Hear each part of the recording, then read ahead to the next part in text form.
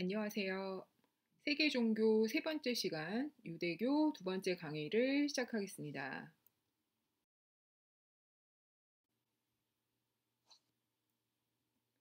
유대교의 역사를 다섯 시기로 구분할 수 있다고 말씀드렸는데 다시 한번 반복드리겠습니다. 첫 번째, 초기 유대교. 지난번에 우리가 강의 마쳤었고요. 두 번째가 헬레니즘 시대, 오늘 할 부분입니다. 세 번째, 랍비적 유대교 시대. 이것의 절반 정도를 오늘 할 거고요. 나머지 절반과 네 번째, 중세적 유대교를 다음 강의에 할 것입니다. 마지막으로 근현대 유대교, 이렇게 구분을 할 수 있습니다. 오늘은 2번과 3번. 헬레니즘이라는 용어의 개념을 알아보도록 하죠. 헬레니즘의 시간은 BC 330년 알렉산더의 페르시아 제국 정복으로부터 시작을 해서 BC 30년 로마가 이집트를 병합할 때까지 약 300년을 이야기한다고 합니다. 헬레니즘의 공간은 마케도니아로부터 시작을 해서 그리스, 이집트, 소아시아, 메소포타미아, 인도 북서부까지. 그러니까 그리스 문화가 위에 광범위한 지역까지 침투를 해서 그리스 문화의 지배를 많이 받게 된, 내지는 그리스 문화의 영향력이 아주 지대한 그런 시기였고요. 공용어는 간소한 그리스어를 사용했다고 합니다. 헬레니즘은 문화적 융합 현상인데요. 그러니까 위에 공간들이 자체적으로 가지고 있었던 문화가 있었는데 그 위를 그리스 문화가 덮어서 아주 독특한 문화적 융합, 하이브리디티를 형성하였죠. 이때 유행했던 어떤 정체성 이런 게 세계 시민주의, 그리고 극단적으로 개인주의, 이렇게 서로 상반되는 그렇지만 의미가 통하는 그런 분위기가 있었고요. 철학적으로도 제논의 스토아 학파, 그리고 에피쿠로스의 에피쿠로스 학파, 디오게네스의 키니코스 학파, 아리스피토스의 키레네 학파, 이런 것들이 유행이었다고 합니다. 바로 이 지도예요. 그러니까 왼쪽에 녹색의 마케도니아 거기로부터 시작해서 화살표를 쭉 따라와서 이렇게 쭉 가다 보면 또 이집트의 알렉산드리아 보이죠? 그리고 이집트를 건너서 팔레스타인 지역이죠. 그리고 시리아 쭉 해서 이제 이렇게 넓은 전역을 알렉산더가 점령을 하고 그리스 문화가 영향력을 미친 그런 현상이 헬레니즘이고요. 알렉산더 대왕은 이 팔레스타인 지역 있잖아요. 빨간 네모. 그 지역을 기원전 331년에 정복했다고 합니다. 그래서 이 팔레스타인 지역 빨간 네모 안에만 생각을 한다면 그 지역은 그리스의 영향을 받고 이후에 그 옆에 있던 시리아의 영향을 받고 또 최종적으로 로마의 영향까지 받는 그런 지역이었습니다.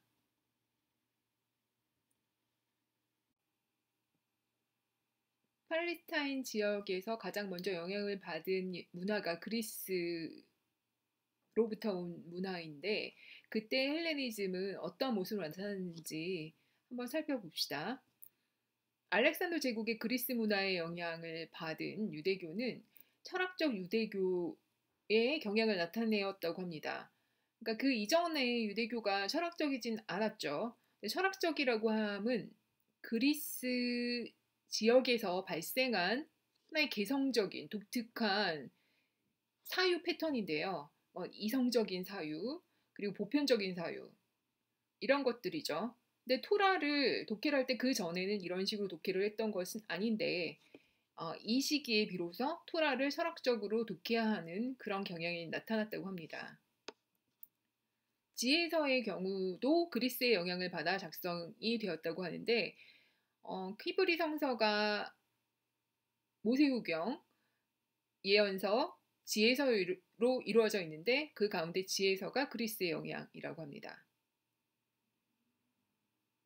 헬레니즘 시대 이 주변 지역에 유대인 커뮤니티들이 속속 생겼는데 가장 유명하고 대규모인 커뮤니티가 알렉산드리아의 3세기에 세워진 유대인 커뮤니티가 있었다고 합니다. 그 다음으로 시리아의 영향을 받은 헬레니즘 시대의 팔레스타인에는 셀루커스 왕조의 시리아랑 프톨레미 왕조의 이집트가 서로 팔레스타인을 지배하기 위해서 경합을 벌이고 있었습니다. 그러다가 시리아의 지배를 받게 되었는데요. 기원전 169년에 안티오쿠스 4세가 예루살렘 성전의 일부를 차지하는 사고를 쳤습니다. 여러분 아시다시피 예루살렘 성전은 유대인에게 있어서 뇌관과 같은 존재죠.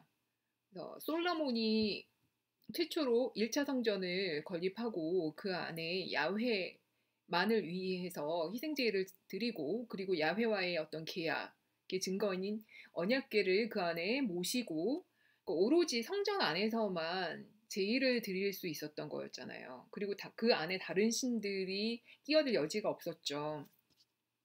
예루살렘의 그 성전이 바로 유대인들의 가장 중심적인 그런 상징인 곳인데 건드리지 말아야 할 것을 안티오쿠스 4세가 건드렸습니다. 안티오쿠스 4세 이전에 3세까지는 종교적으로 관용을 베풀었고 어느 정도 유대 문화를 존중을 해줬어요. 근데 안티오쿠스 4세가 너무 막 나가게 됐는데 그래서 유대 민중이 무력 시위를 벌이게 됐어요. 일단 자기들의 성전을 건드리면 이 사람들은 발끈하게 되죠. 거기에 대한 반대로 안티오쿠스는 강경한 응징으로 시위를 진압했어요. 무력 진압을 했겠죠.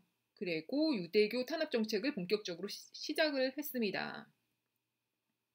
예루살렘 성전을 제우스와 바알신 등을 섬기는 다신교 성전으로 꾸미고요. 안식일 금지, 금식 금지, 유대 축일 금지, 할례까지 금지시켰어요. 율법 두루마리 소유자는 사형을 시키고요. 극단의 조치를 취했죠.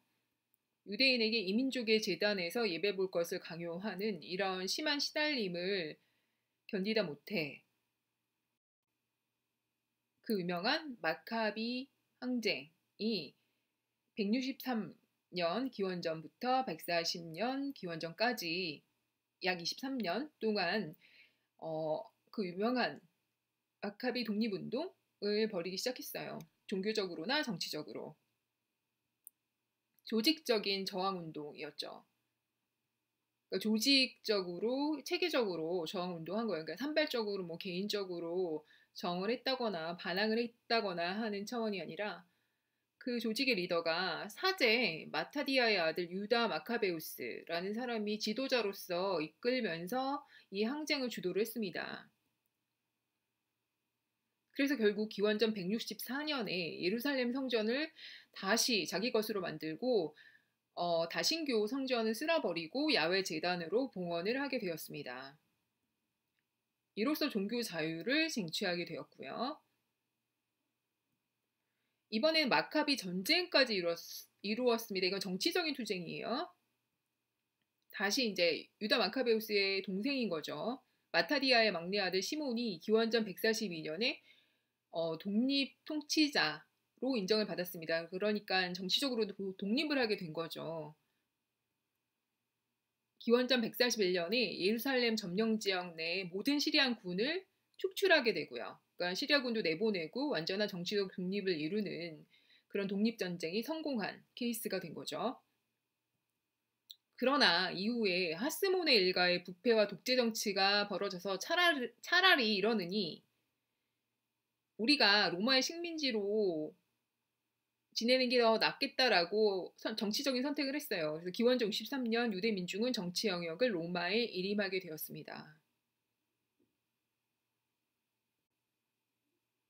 그래서 헬레니즘 시대 로마의 지배를 받게 되는 팔레스타인의 운명은 안티파터 왕과 헤로드 왕 시기에 신앙의 철학적 이해, 아까 잠깐 말씀드렸던 철학적 유대교.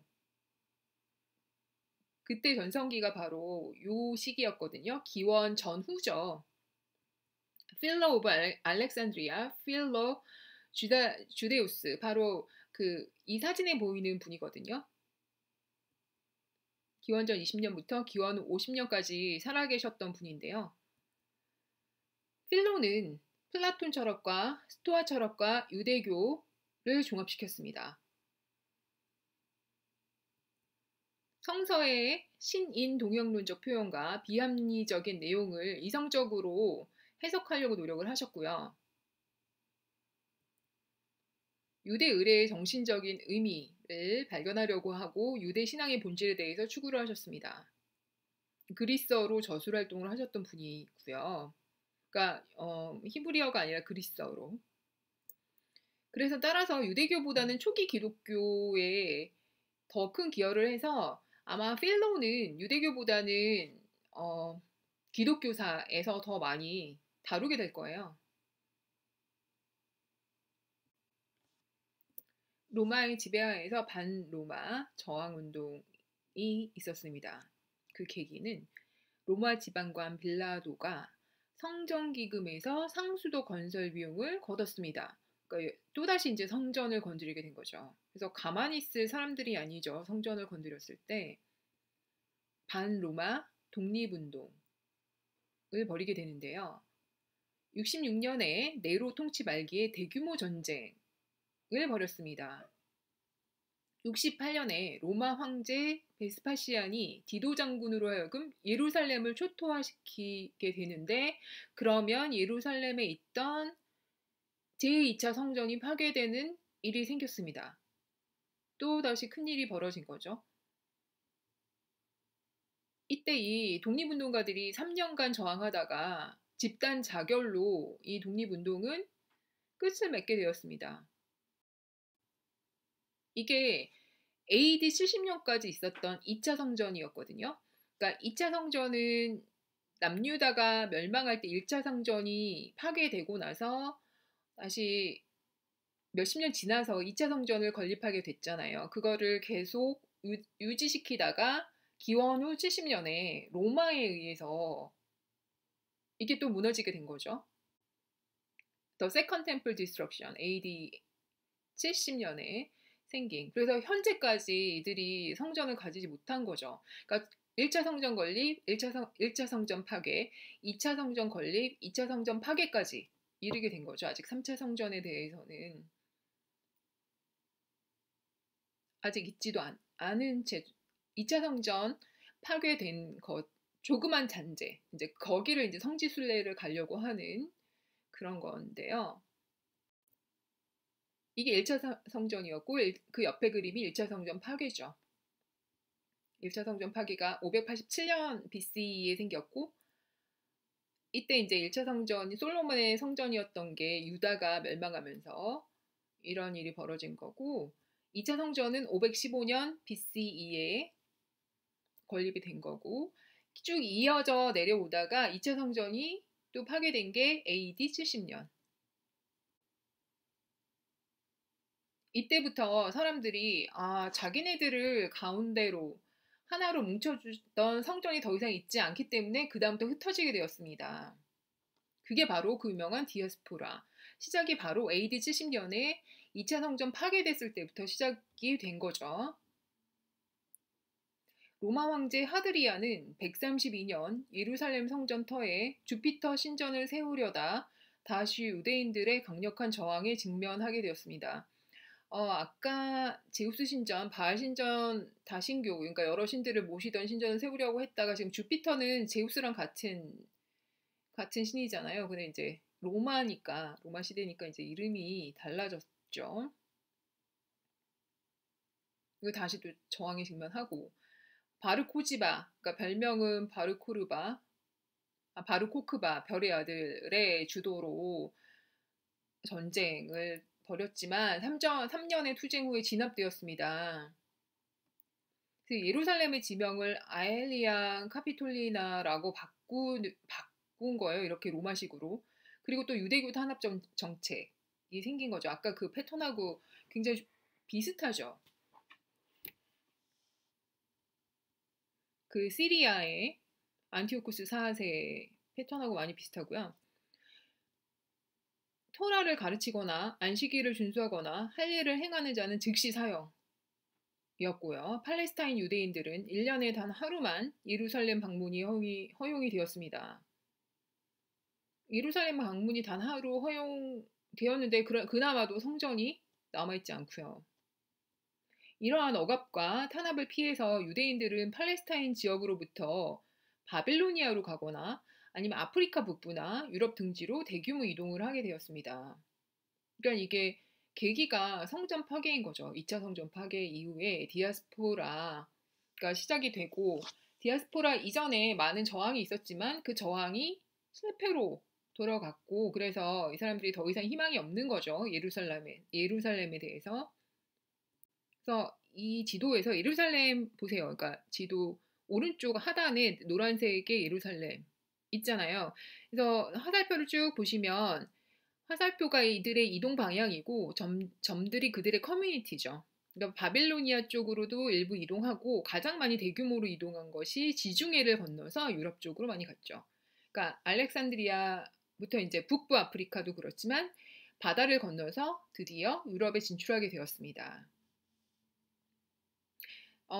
유대인들이 또 한 번 바다를 건너서 이동한 적이 있죠. 그러니까 이 이동이 이집트로 이동한 그 고대 얘기를 하는 것이 아니라 1, 2차 세계대전 이후에 유대인 박해를 피해서 대서양을 건너서 미국으로 많이 이동을 해왔습니다. 그것처럼 이렇게 이번에 최초로 넓은 바다를 건넌 것은 지중해를 건너서 유럽으로 진출한 거. 그리고 나중에 1, 2차 세계대전에 유럽으로부터 대서양을 건너서 미국 동부로 이주를 했죠. 이런 식으로 해서 큰 이주들이 있었는데 이번에 이 디아스포라도 지중해를 건너서 유럽에 정착하게 되는 계기가 되었죠.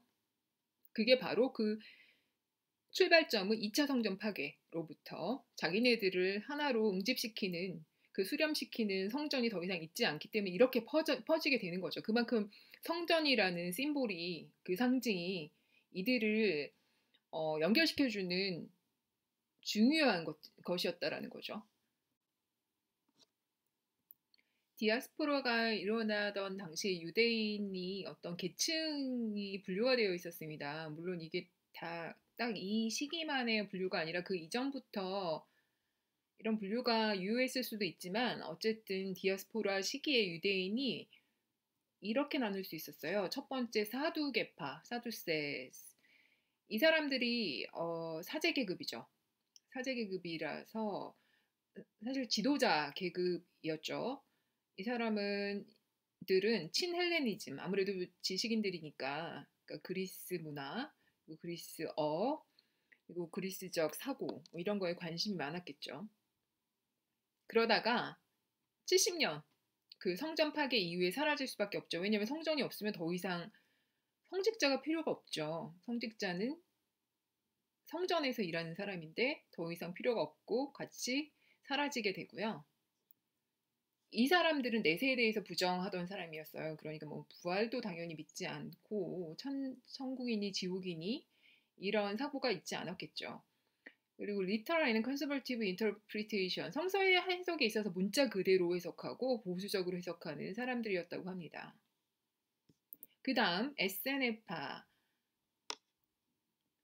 이 사람들은 사두개파에 대해서 좀 약간 저항하는 마음이 있어서 사두개파와 달리 어떤 금욕주의, 여러 가지 면에서 금욕이겠죠. 이 세상의 세속적인 출세라든지 이런 거에도 관심이 없고, 뭐 물질에도 크게 관심이 없는, 쾌락이나 이런 거에서 관심이 없는 사람들이었고, 이 사람들 역시 성전 파괴 이후에 70년 이후 사라지게 되었고, 1947년에 데드시 스크롤 사해 문서가 발견이 됐죠. 그러니까 이 문서 안에 뭐 성서들이 이렇게 두루마리에 써 있는 그런 것들 문서가 발견이 되고 이 사람들이 작성한 거죠. SNF파들이. 이 사람들은 쿰란 공동체에서 단체 생활을 했었고요. 마치 그 수도사들 같이 모여서 수도 생활을 하듯이 이런 식의 삶의 방식을 택했던 사람들입니다.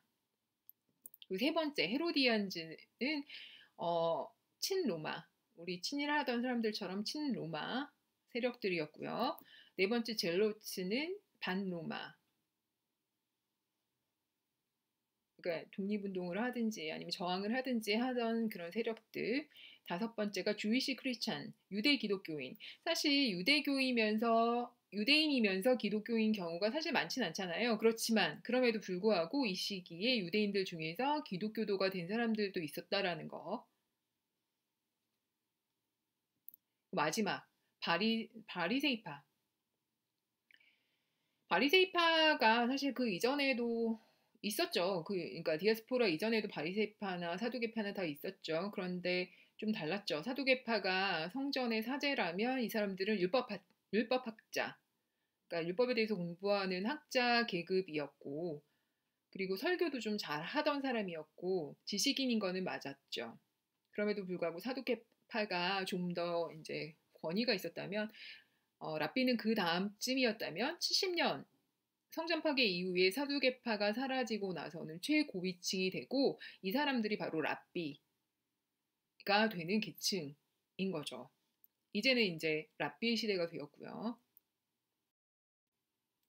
랍비와 사제와 예언자의 관계.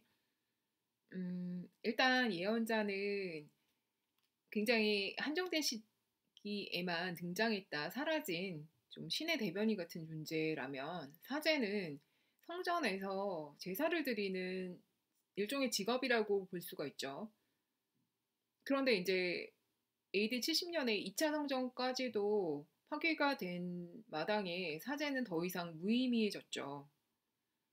그 이후에 나온 신흥 지도자 랍비의 경우는 그냥 우리가 흔히 선생님이라고 생각하면 돼요. 선생님인데 지식도 풍부하시고 지혜도 있으신 그런 분들. 그래서 어떤 우리가 지도자로서 존경할 수 있고 따를 수 있는 그런 새로운 직업군이라고 보면 되겠죠.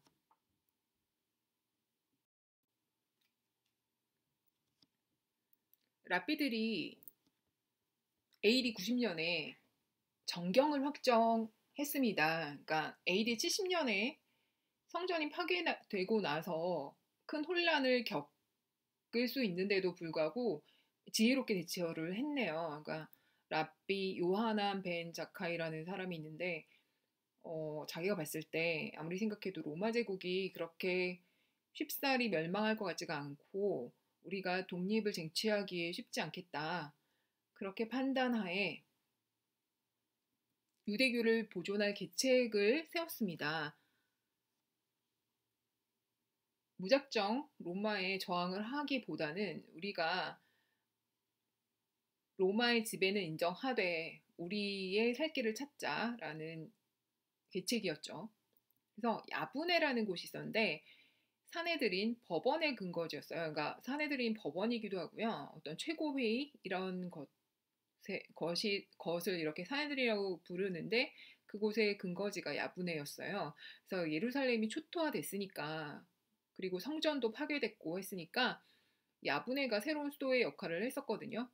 야부네의 학파가 있었어요. 유대인의 생활을 좀 관리해주고 관리해주는 사상을 만들어냈겠죠. 야분의 학파가 그러니까 한마디로 해도 힘이 되는 그런 사상 이런 것들 만들어내는 야분의 학파의 어떤 그런 기여가 있었는데요. 90년에 야분의 학파를 중심으로 유대교의 기본 경전을 확정한 유대 랍비 회의가 여기서 열렸어요. 그래서 히브리 바이블을 확정을 했죠. 1차 성전 파괴 이후에는 에즈라 개혁 때 모세오경이 확정이 됐죠. 근데 2차 성전 파괴 이후에는 야분의 학파를 중심으로 이 경전이 편찬이 됐습니다. 결국 템플은 없죠. 그러니까 성전은 없지만 대신에 회당과 그리고 랍비라는 새로운 지도자를 구심점으로 국가와 성전이 없는 상태에서 새롭게 적응하는 그런 방안을 마련을 하게 되었습니다. 이런 식으로 히브리 바이블이 정해졌어요. 야분의 학파에 의해서 90년도에. 그리고 시나고그, 회당은 더 이상 템플, 성전이 없기 때문에 성전은 오로지 단 하나였지만 회당은 여러 곳에 세울 수가 있었어요. 이렇게 좀 소박한 회당들을 여러 곳에 세워서 사람들이 모여서 많은 활동들을 했죠. 이거는 제가 직접 방문해서 찍은 회당의 사진입니다. 회당에 부속된 어떤 그 박물관이고요. 이 유리장 안에 기도할 때 그들이 쓰는 그 도구들이 있죠. 그러니까 성물이라고 봐야죠. 그러니까 회당 외부에 자기들의 표시인 다윗의 별이 있고요. 시나고그 회당은 성전이 아니라고 그들은 딱 선을 긋고 있습니다. 성전은 오로지 예루살렘 시온산 위에 있었던 그것만이 성전이라는 거죠. 시나고그는 여기저기 소박한 형태로 많이 세울 수 있지만 그 성전은 아직 이들을 가지고 있지 않잖아요. 1차, 2차 성전 파괴 이후에 더 이상 성전이 없어요. 그러면은 너희들이 모여있는 곳에 성전을 세우면 되지 않냐. 하지만 이 사람들은 시나고그는 세울지언정 성전은 오로지 그 예루살렘 시온산 위에 세울 수밖에 없다라고 생각하는 사람들이에요. 그거 하나뿐이다. 그래서 예루살렘 성전에서 드렸던 세크리파이스, 희생제의를 시나고그에서는 드리지 않습니다. 오로지 기도만 할 뿐이죠. 음악을 쓰지도 않아요. 기도할 때 모자와 탈리트를 착용을 하는데 모자의 의미는 자기를 낮추고 신을 높이는 그런 의미겠죠. 탈리트는 이렇게 치치트라는 술이 있고요. 시나고그를 이끄는 사람은 랍비인데요. 랍비와 평신도 사이는 계급이 없어요. 그래서 랍비도 평등한 평신도라는 것. 그러나 어느 정도 권위는 주죠. 왜냐하면 이 사람들이 시나고그에서 사람들을 이끄는 그런 권위, 그런 리더십을 부여해줘야 하고, 그리고 아무래도 더 많이 공부를 하겠죠. 유대교에 대해서. 이게 제가 직접 찍은 탈리트고요. 모자랑 그리고 옷이고요. 이 그림이야말로 네, 성전입니다. 시나고그가 아니라 템플이죠. 이 그림은 유대인들이 조롱의 대상이었고 풍자의 대상이었죠. 근데 거기에 대한 걸 자기네들이 다시 풍자를 하고 있습니다. 미국으로 이민을 와서 자기네들이 어떻게 생활했는지 그런 사진 기록이고요. 네, 이게 유대인들의 커뮤니티 시나고그였습니다.